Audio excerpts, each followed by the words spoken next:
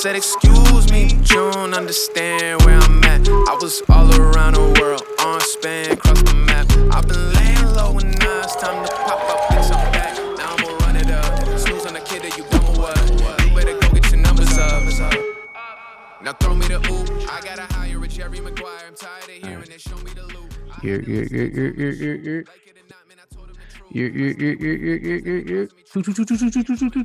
What's going on, y'all? It's your boy William Zillions. We're here with iF0 Radio. We got an awesome episode today with a very important guest in the realm of storytelling, because that's what we're talking today. If you don't know, iF0, the International Film Operations, who we are, we're a film festival that exhibits films and gives opportunities to storytellers on a mission to provide a rewarding experience to filmmakers all around the world. We're different because we give the filmmaker the attention that they deserve, which is more than just credits. We exhibit, judge, review, promote, reward new and experienced filmmakers. And honestly, we just can't wait till you get to find out more about it. So that's what the iF0 Radio is all about. This episode, we're talking storytelling from a visual perspective. I'm gonna need help. I'm not a, you know me. I'm not the I'm not a film person. I don't make movies, but I love them. So I appreciate y'all for letting me tap in with some of y'all creators out here. I have a very awesome one with me today. Bringing her in, Madam Veronica Hello. Smith, correct? Yes. Veronica P. Smith.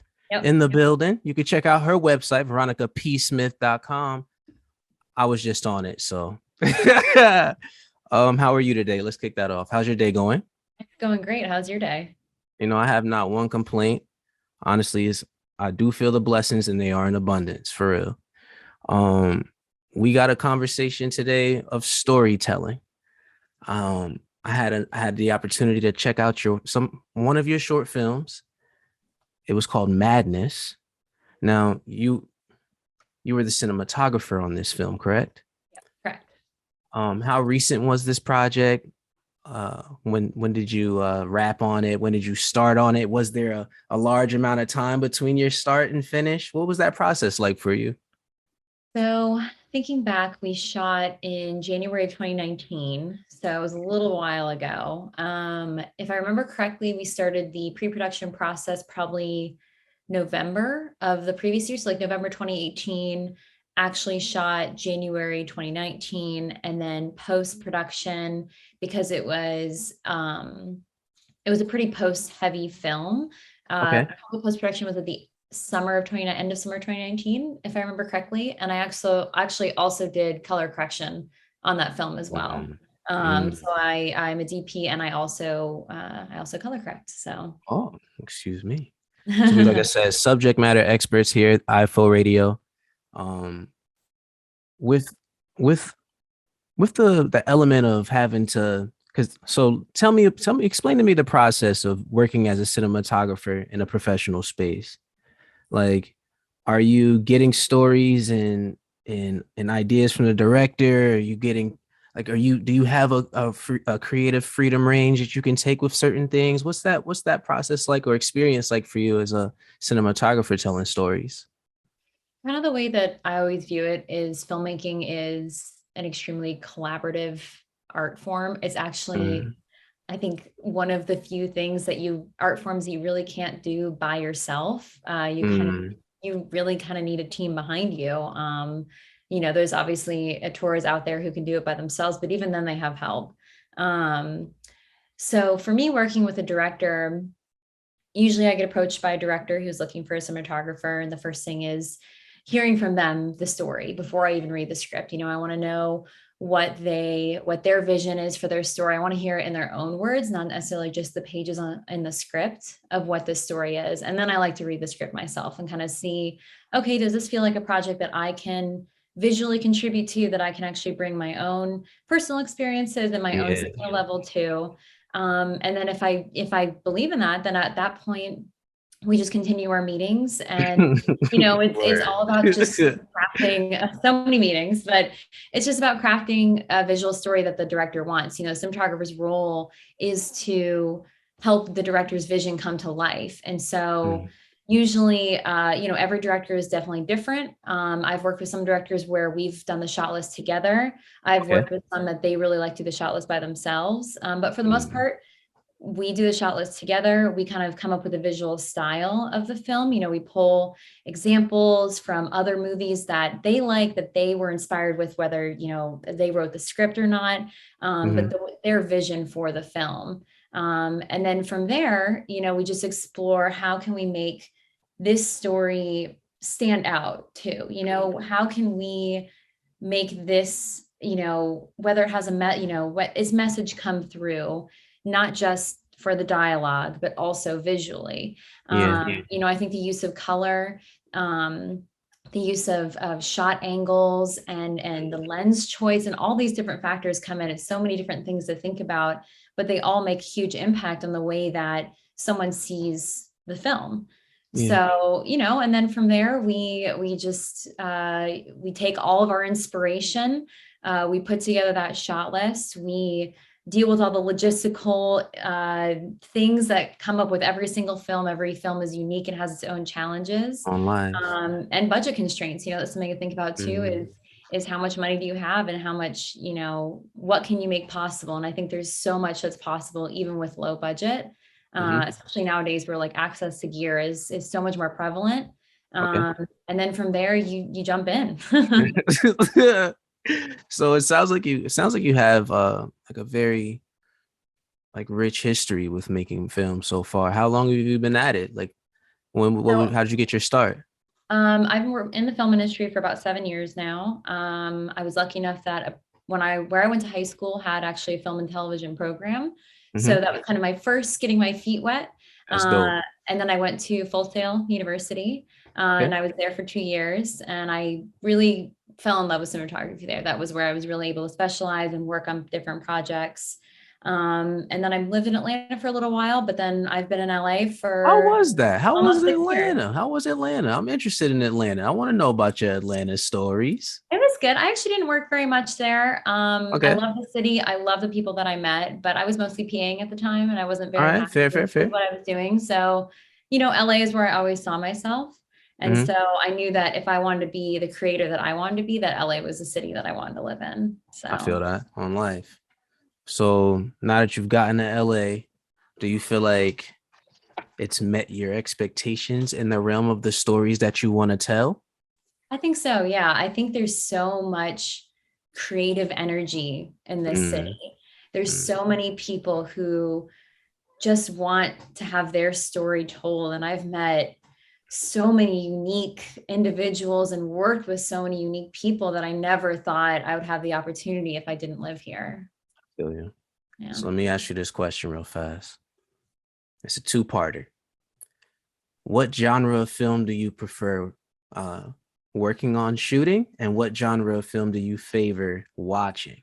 And are they the same or are they completely different? Well, I can tell you my favorite genre to watch is definitely indie films. I love like a good, kind of lower budget, maybe even like a studio lower budget, so a couple $1 million, but something a little more unique. I kind of like something that makes me think. If I walk out of a movie theater and I can't stop talking about it, like I find myself just word vomiting about the movie that we just saw, then and usually the movies that fall in that category are kind of like independent. Something just unique that you haven't seen. So that's kind of a broad category, but I would say that's my favorite. Decent though. I'll take it. Yeah. And I feel like what's funny is I feel like there can be indie horrors, there can be indie dramas, there's a lot that can actually fall into that category. If I was going to pick specifically, I'd say like indie dramas are probably my favorite. Indie dramas. Yeah. What's your favorite then? Is there something I should look out for? Any suggestions?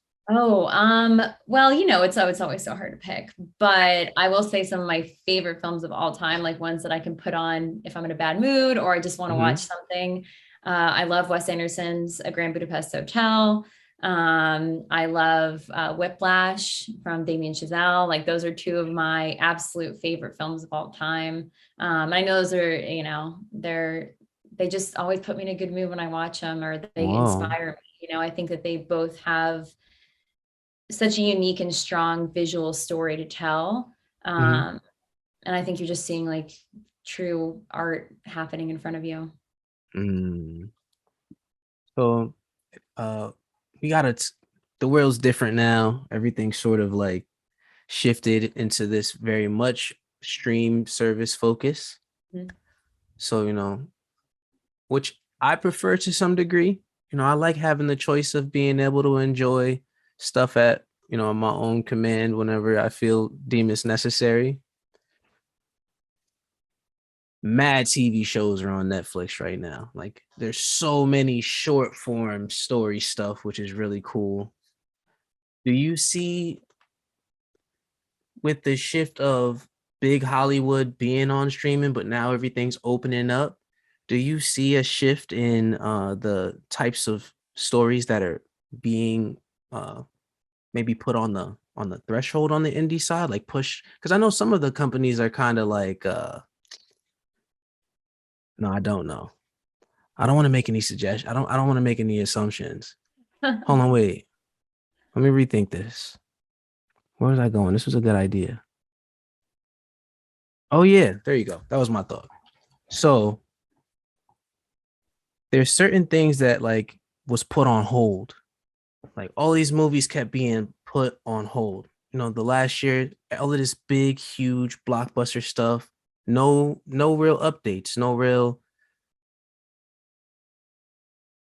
presence of where their release was gonna be. Stuff like Ghostbusters, friggin' Wonder Woman was held up for like a year and a half before it was ever dropped and stuff. Dune, Bond, Like old stuff Top now, Gun, stuff that was shot 2, 3 years ago. and it's super old. My question is with that being a thing, what is the stories like? What are the stories right now that are like at the forefront of the power punch that's going to be the follow up? Because if they have like this stockpile of dope shit that they got, but it's about to run out soon, what do you think people are going to want to see soon, in the realm of like larger movies? Think there's a moment right now where foreign films have an opportunity that they've never seen before. I mean, we've seen it in Parasite. I mean, you saw it in Squid Game, which Mm, kind of goes to the streaming services, it's the most watched show on Netflix. I think you're seeing an opportunity of foreign films being able to come onto the market, and mm. people, one of the best movies I saw last year was a Dutch film. I'm blanking on, Another Round. And that was Another round. and that's a great movie, all in a different and not in English. And I think that's a great opportunity right now.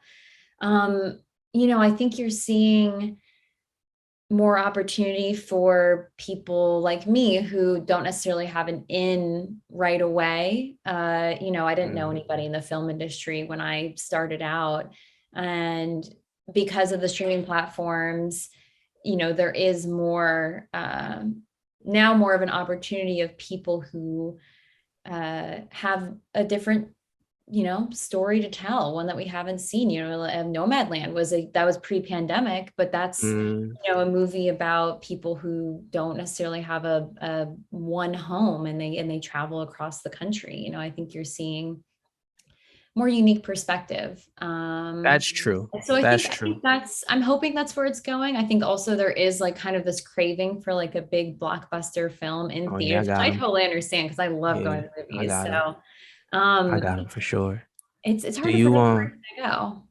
do you because you didn't tell me what your favorite is though. You didn't tell me what your favorite was to work on.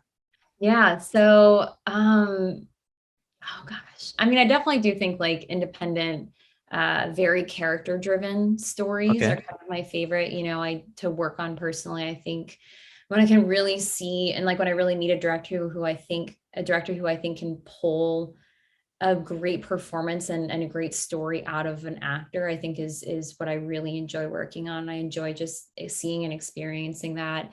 and being able to help facilitate that as much as possible. Mhm.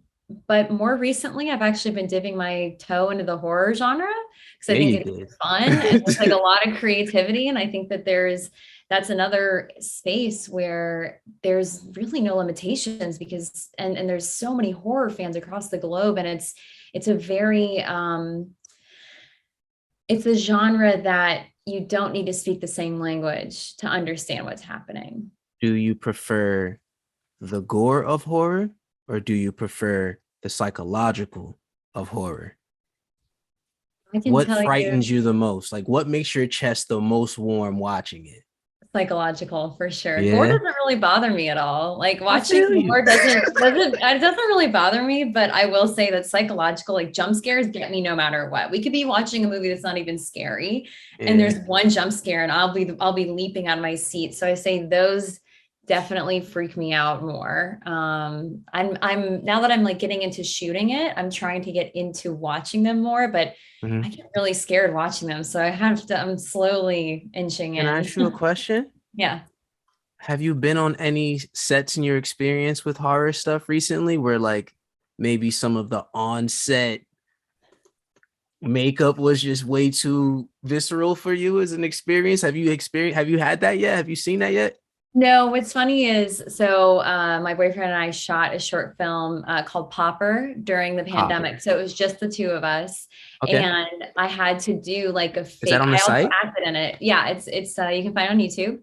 Okay. And then I had to do fake gore makeup on myself because Mm, I was the main actress because it was just the two of us filming it, that's hard. only two people in the house. We could only rely on each other. So I'm the main actress in the film, as well as doing the cinematography. And I That's had to do like fire. a fake cut on my wrist. And it was more like a cool moment. I was like, oh, like the gore, I love it. Like it looks so real.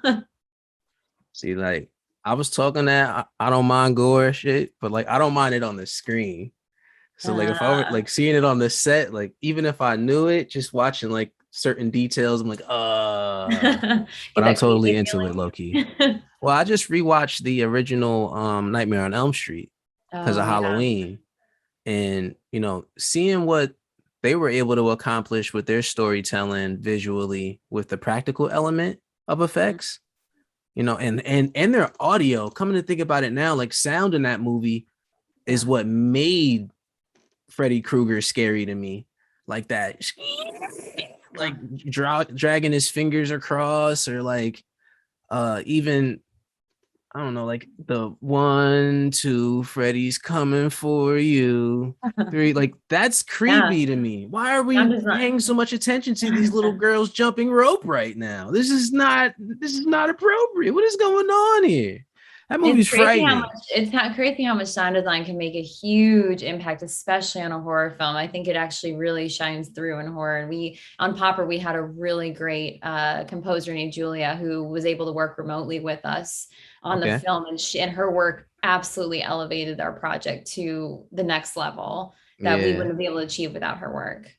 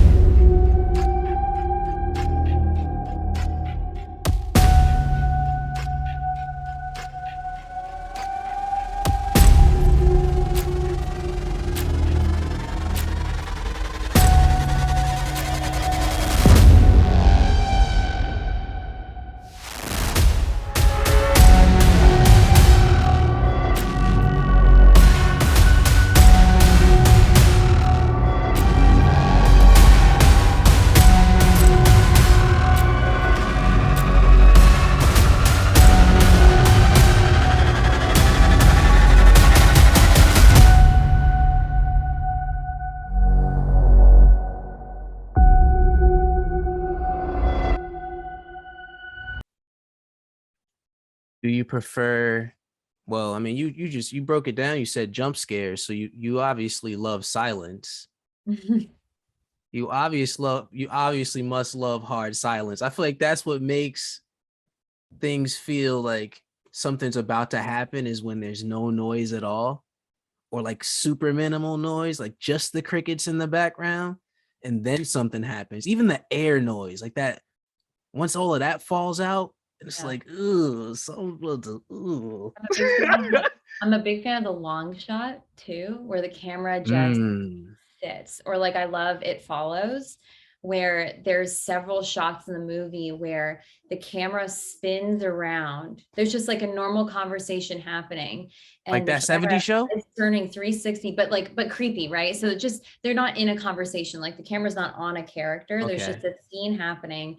The camera Oh, is slowly turning on as it's spinning. You can see someone in the background getting closer and closer and closer. nah. And it's just like this, you're like, you want to like scream at the TV and tell the characters like, turn around, it's right behind you, like, you know it's coming, and like, you know you can't do anything about it. I think is really what Explanation is very cringy for my spine right now. That was good. I felt like I really it's connected with storytelling, that. right? It's crazy for real.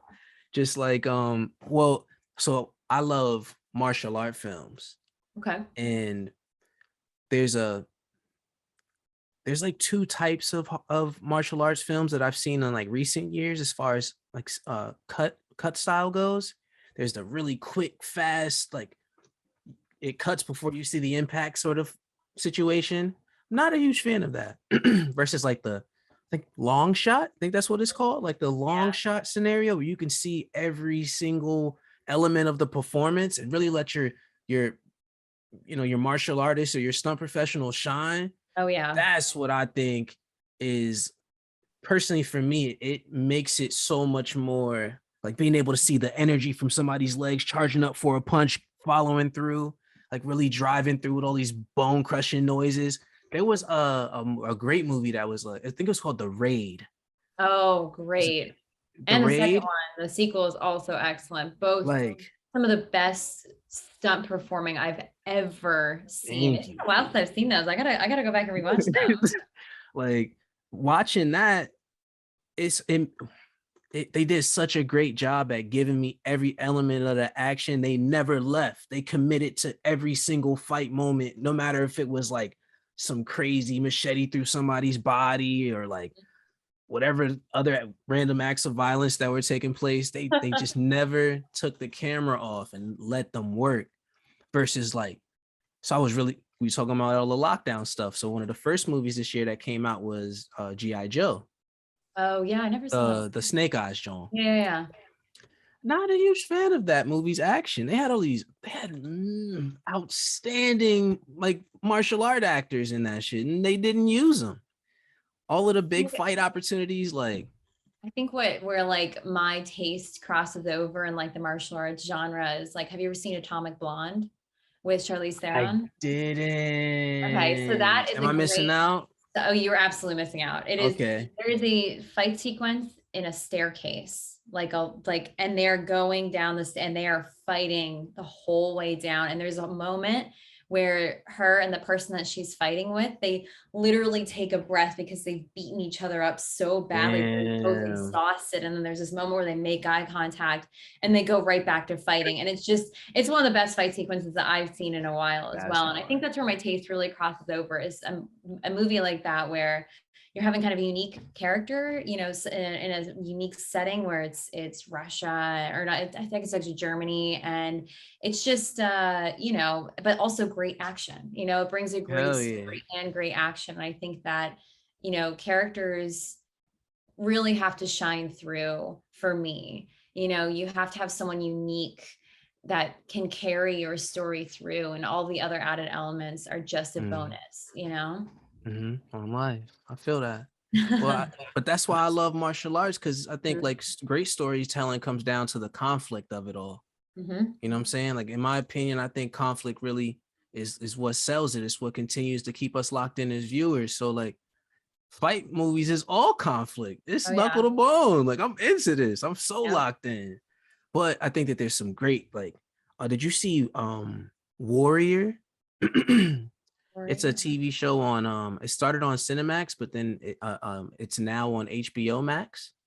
No, I don't think so. If you haven't had a chance to, if you're looking for something, you're locked in one day and you just want to watch something new, Yeah. check out Warriors. Okay. It's just Warrior, single Warrior. What they choose, like you were talking about language and how it plays an element in the quality of how it attaches to the viewers. They do this really crazy thing with how they like transition from Chinese to English seamlessly, but Okay. it's only from the perspective of the characters who speak Chinese.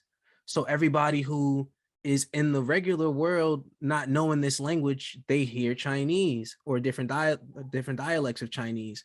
But how for the viewer and how seamlessly it just moves in and out like that is crazy. I urge you as a lover of true great stories, check out Warrior on HBO Max. It's really I good. will. That sounds awesome. They do a great job with it. So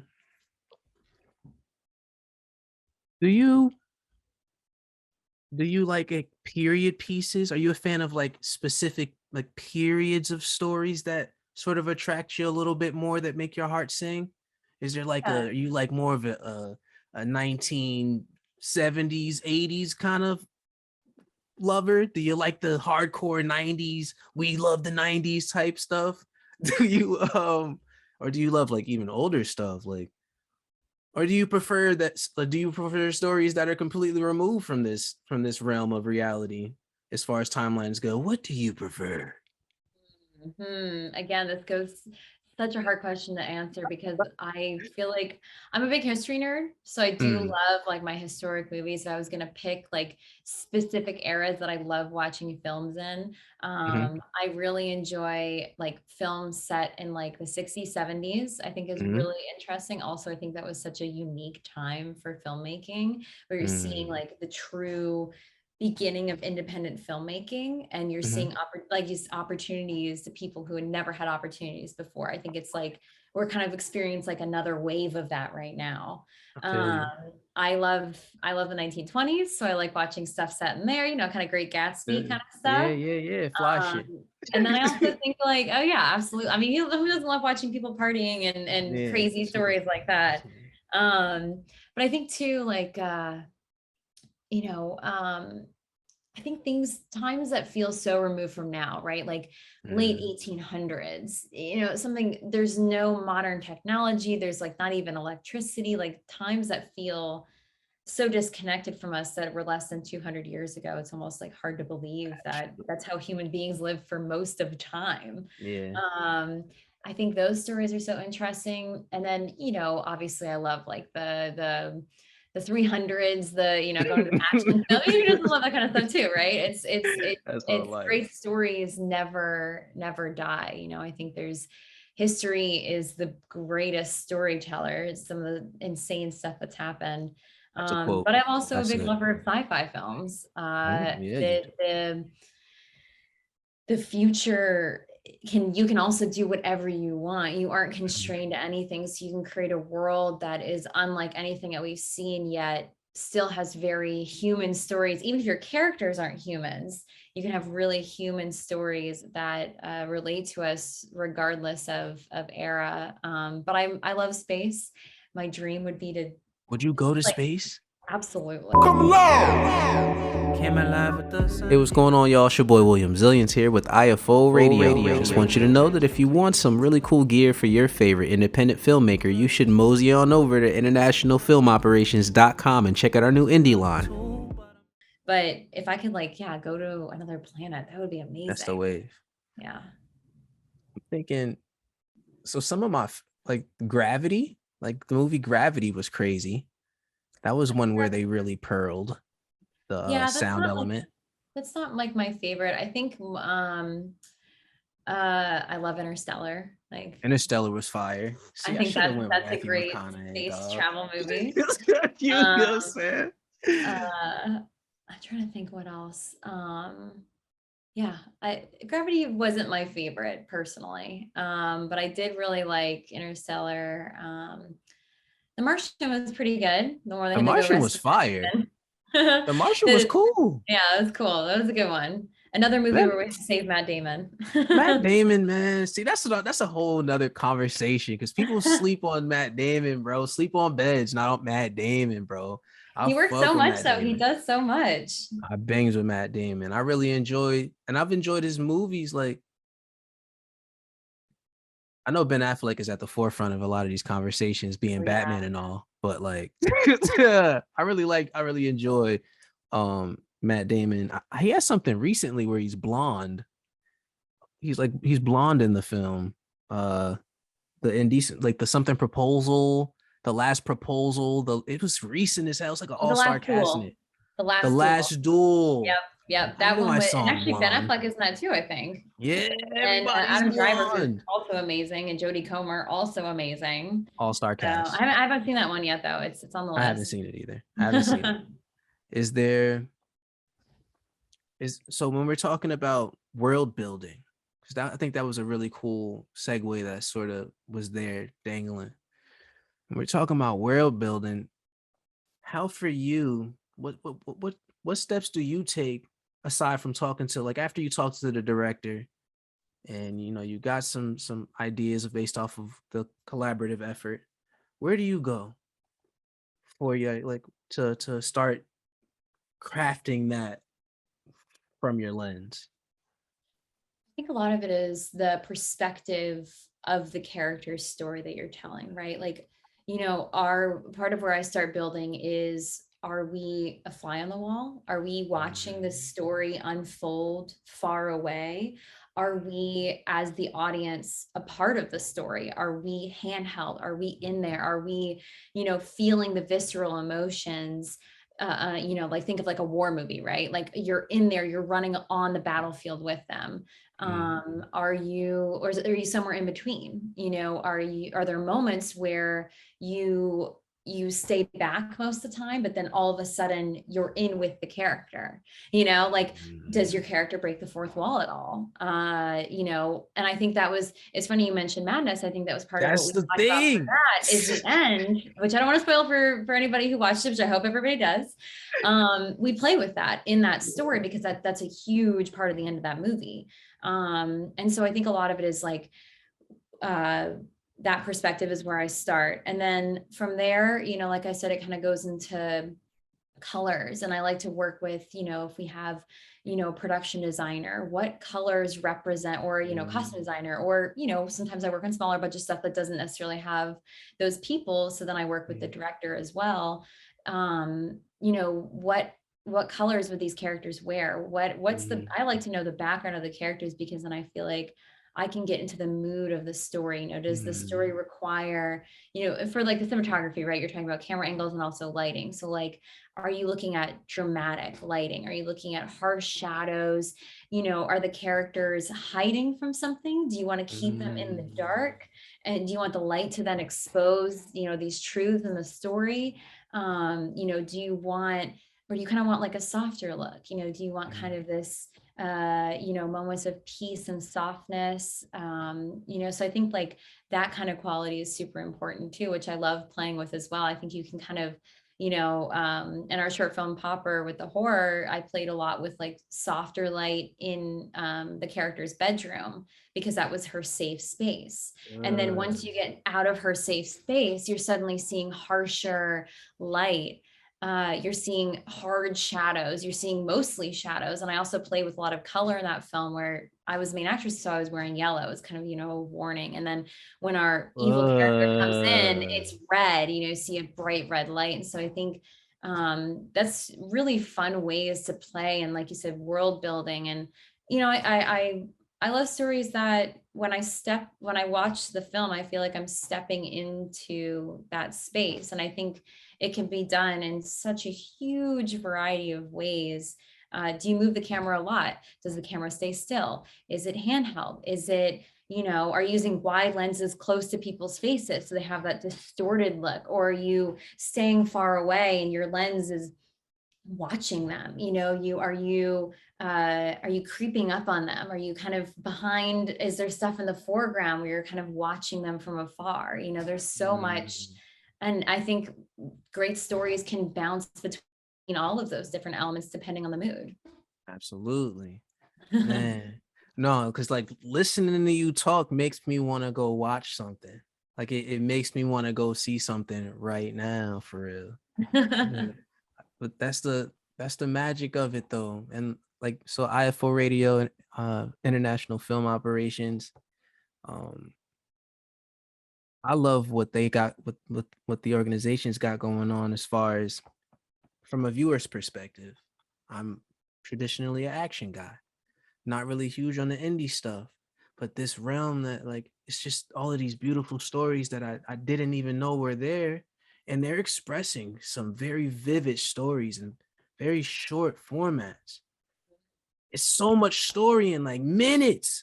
Yeah. I don't even know how people are thinking about this stuff in this way, but when I watch it, it makes so much sense. And I'm like, yo, these cats at the IFOs got it going on, man. I appreciate what y'all got going on for me, for real, as a fan, as a fan. But let me get back on hosting, for real. I think like the conversation of storytelling and all the elements, because we talked about conflict. I think context with you were touching on context as well, the things you can do to automatically lock in viewers on where they are, what they should be looking for, and the perspective. I really like the whole like you gave me like 20 different options of perspectives, which is funny coming from you because you know that you talked about a fourth wall, but Madness was an octagon room. You like I don't want to give away, but like there's more than just a fourth wall here, people. It goes deeper than rap. And I didn't even know how to feel as it was transitioning because at first I'm locked into the experience of the characters and like the presentness of the first interaction, and then like what is it, Edge of Tomorrow? You know what I'm saying? Like, Yeah. I'm like, yo, I didn't even okay. What the You're is just he kind of like, reliving? But I don't know what it is. It I don't want to say too much, okay?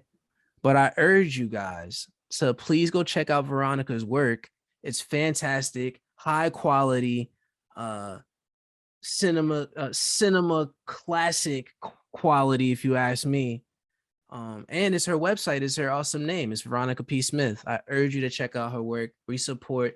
Um, we support filmmakers over here. It's the IFO. You're I love it. Word And up. I've got some awesome stuff coming soon too. I've been working on some Well, really cool projects recently that I'm super excited for them to come out and share with the world.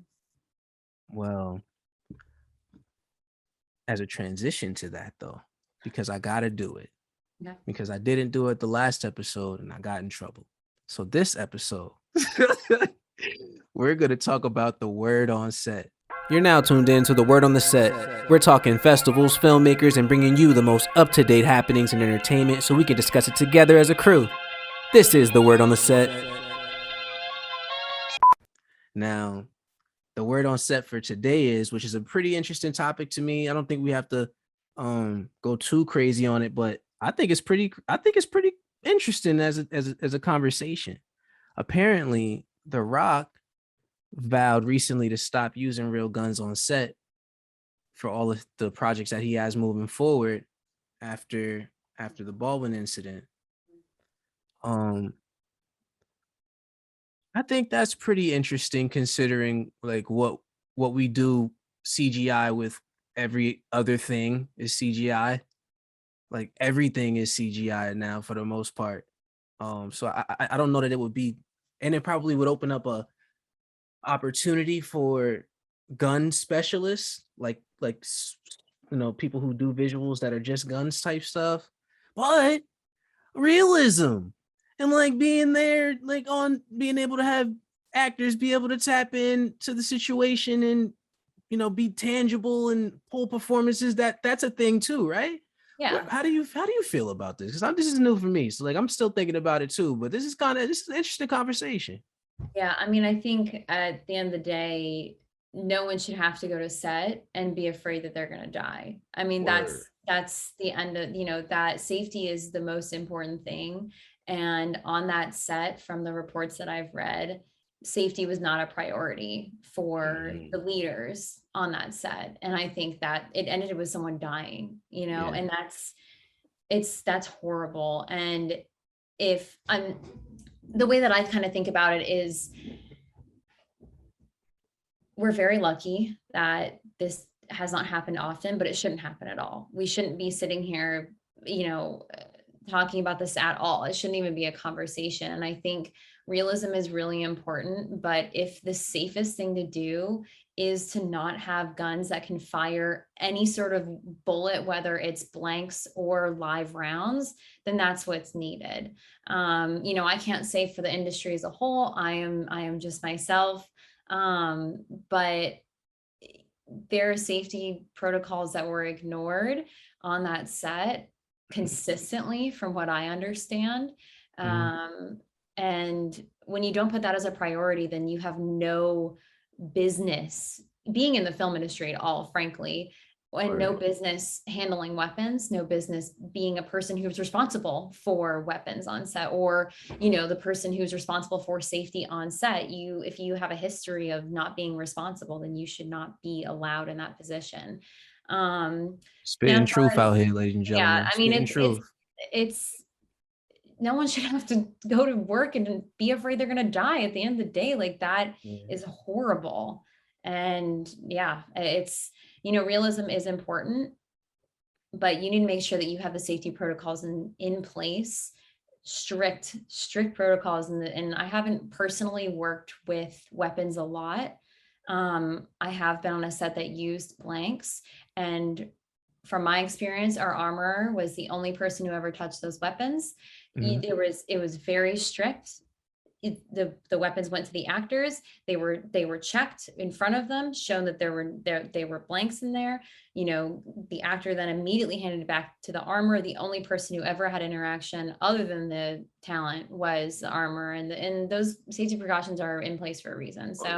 For sure. You know, but also, you know, acting is acting. If you don't need a live gun, then, you know, good acting, right? I feel you, fam. Nah, I feel like I was playing devil's advocate, but I'm on board for CGI everything for the sake of safety, but also because, like, why not? Like, everything else is CGI already. Like, the suits from that shit blew my mind. The suits from the time travel scenes in the end game were all completely fake, straight flake. I'm like, what do you mean that wasn't cloth on that man's neck? It was crazy. I actually didn't know that the time travel suits were CGI. I didn't actually know that. They did the CGI is incredible. Completely fake. They shot it. I think it was like, I'm not sure. I think they shot it first, and then they came up with the concept of what the suits would look like after. Oh my God. They just just comped it over. That's and it looks so seamless. Amazing. And I think, like, it's like that trickle down effect. Once the big boys do it at the toppest tier price and cost to do it, then you got all of the innovators that are just like, nah, we could do that. We can find a way to do it. We can probably do it like that. And then that's what I enjoy about storytelling on a non, you know, on an indie level, because it's like people were getting creative and doing damn near the most artful work to get these stories off.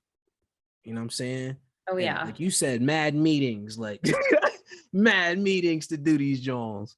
I think that there is like an element where lack of money or any other restrictions, you know, actors' time or, you know, shooting schedule, whatever your restrictions are, I think there's an opportunity there for creativity to blossom in a way that's really unexpected. You know, I found myself in tough situations where you're like, how am I going to make this work?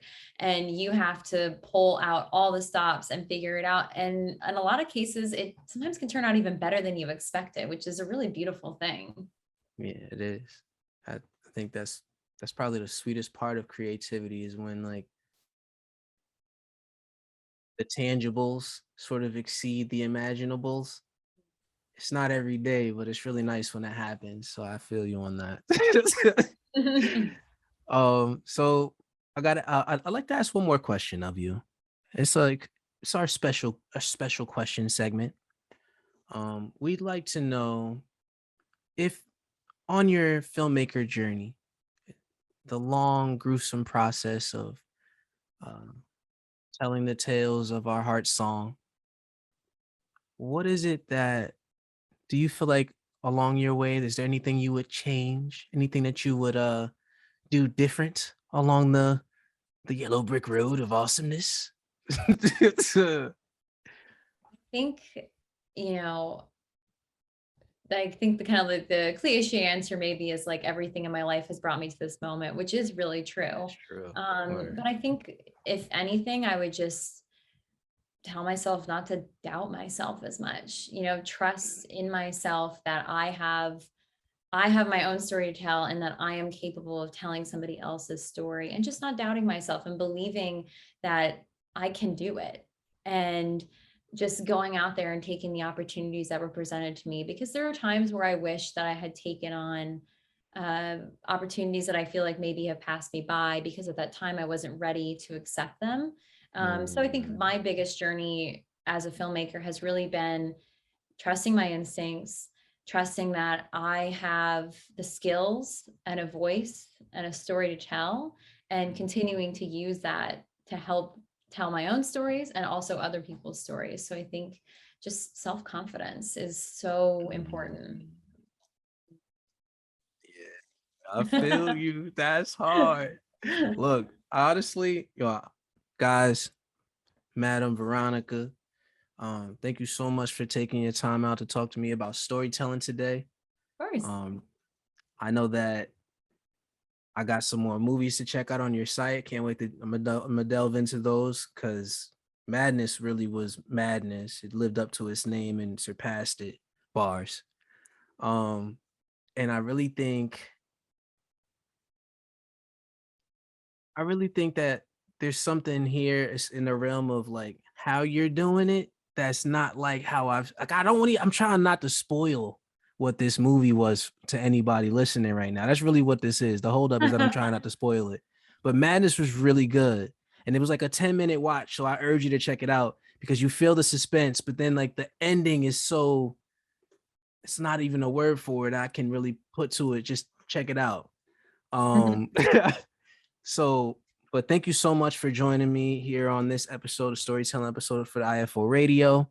I gotta say some advertisements real fast because people need to know where the iF0 is. Absolutely. So on YouTube, you can check us out on International Film Operations as well as on Facebook. On the Instagram, it's at INT period FILM period operations. Twitter is at INTFILMOP. And if you're into it, Film Freeway, check out filmfreeway.com //IFO. And we're there, man. Like, these are some of the greatest stories that our planet has to offer us right now as viewers. And honestly, for me as the host, having the opportunity to chop it up with you, Veronica, and like rap with you about your passion that you're actively creating in, you're forging your tales, and you're the embodiment of the example of a storyteller. Oh, thank you so much. That's so sweet. I think, I'm spitting facts over here. You feel me? Word up. So I just appreciate you taking your time to rap with me. Well, my name is William Zillions. This is iF0 Radio. Once again, thank you so much. Check out veronicapsmith.com and check out iF0 everywhere on all the socials. And have a good night. When they speak of grace, knowing they didn't include me, it took me a while. I weathered the storm. Bitch, why you hating? Get better informed. No room to slip when the pressure is on. You wasn't with it to move it along. I said, excuse me, you don't understand where I'm at. I was all around the world, on span, cross the map. I've been laying low and now it's time to pop up, bitch.